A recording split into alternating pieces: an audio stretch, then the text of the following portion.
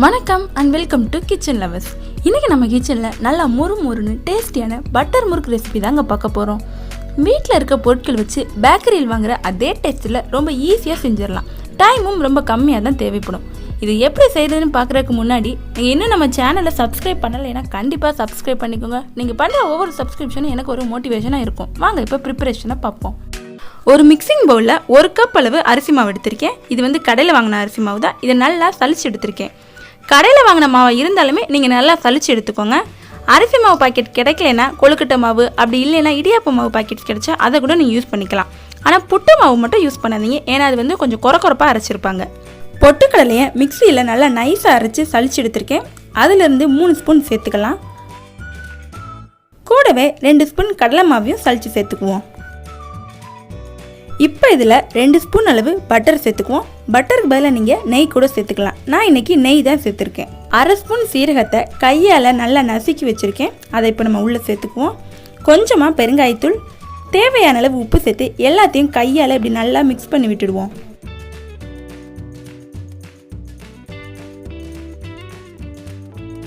தண்ணியை கொஞ்சம் கொஞ்சமாக தெளித்து நல்லா பிசைஞ்சுக்குவோம்.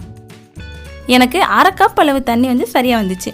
தண்ணி அதிகமாக சேர்த்துடாம கொஞ்சம் கொஞ்சமாக தெளித்து சேர்த்துக்கோங்க. தண்ணி அதிகமாயிட்டா பட்டர் முறுக்கோட சைடில் முள்ளாக வரும் இல்லையா, அது வராது, பிளெயினாக வரும். கடிச்சு சாப்பிடவும் கஷ்டமாக இருக்கும். ஸோ கொஞ்சம் கொஞ்சமாக தெளித்து பிசைஞ்சுக்குவோம். மாவு இந்த பதத்தில் இருக்கணும். ரொம்ப லூஸாகவும் இருக்கக்கூடாது, ரொம்ப டைட்டாகவும் இருக்கக்கூடாது. இந்த ஸ்டார் வச்சு தான் நான் இன்றைக்கி முறுக்கு பிள்ளைய போகிறேன். இது 8 முனை ஸ்டார். இதுக்கு பதிலாக நீங்கள் வேறு டிசைன்ஸ் கூட உங்கள் விருப்பத்துக்கு ஏற்ப யூஸ் பண்ணிக்கலாம். கிச்சன் ப்ரெஸ்ஸில் லைட்டாக ஆயில் அப்ளை பண்ணிக்குவோம். பண்ணிவிட்டு கொஞ்சமாக மாவு எடுத்து உள்ளே ஃபில் பண்ணிவிடுவோம். ஒரு கடாயில் பொரிக்க தேவையான அளவு எண்ணெயை சேர்த்து சூடு பண்ணிக்கலாம். கொஞ்சமாக மாவு எடுத்து உள்ளே இப்படி போட்டிங்கன்னா இப்படி உடனே மேலே எலும்பி வரணும். அந்த அளவுக்கு ஹீட் இருக்கணும். நல்லா ஹீட் ஆயிடுச்சு. இப்போ இதை பிழிஞ்சிடலாம். இந்த மாதிரி ஒரே ரவுண்டாக பிழிஞ்சிட்டு அப்புறமா நீங்கள் உடச்சி விட்டுக்கலாம். அப்படி இல்லைன்னா கொஞ்சம் கொஞ்சமாக பிழிஞ்சு கட் பண்ணி விட்டுட்டு சின்ன சின்ன பீஸாகவும் பிழிஞ்சிக்கலாம். தீ மீடியம் ஃப்ளேம்லேயே இருக்கட்டும்.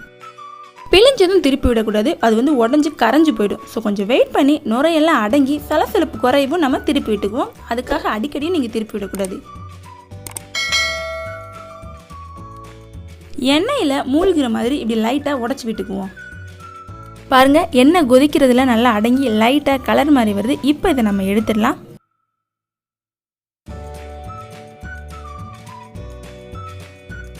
இதே மாதிரி எல்லா முறுக்கையும் ஃப்ரை பண்ணி எடுத்துடலாம். கரண்டியோட பேக் சைடில் ஒவ்வொரு முறுக்கா நீங்கள் வட்டமாக பிழிஞ்சு கூட எண்ணெயில் போட்டு ஃப்ரை பண்ணி எடுத்துக்கலாம்.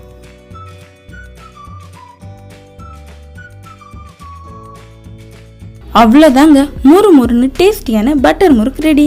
இது அப்படியே பேக்கரிகளில் கிடைக்கிற அதே டேஸ்ட்டில் இருக்குது. கொஞ்சம் டைம் இருந்த போதும் சட்டுன்னு இதை நம்ம வீட்டிலேயே ரெடி பண்ணிடலாம். ஈவினிங் டீ டைம் ஸ்நாக்ஸுக்கு இது பெஸ்ட் காம்பினேஷனாக இருக்கும். இதை ட்ரை பண்ணி பார்த்துட்டு எப்படி இருந்துச்சுன்னு கமெண்ட்டில் சொல்லுங்கள்.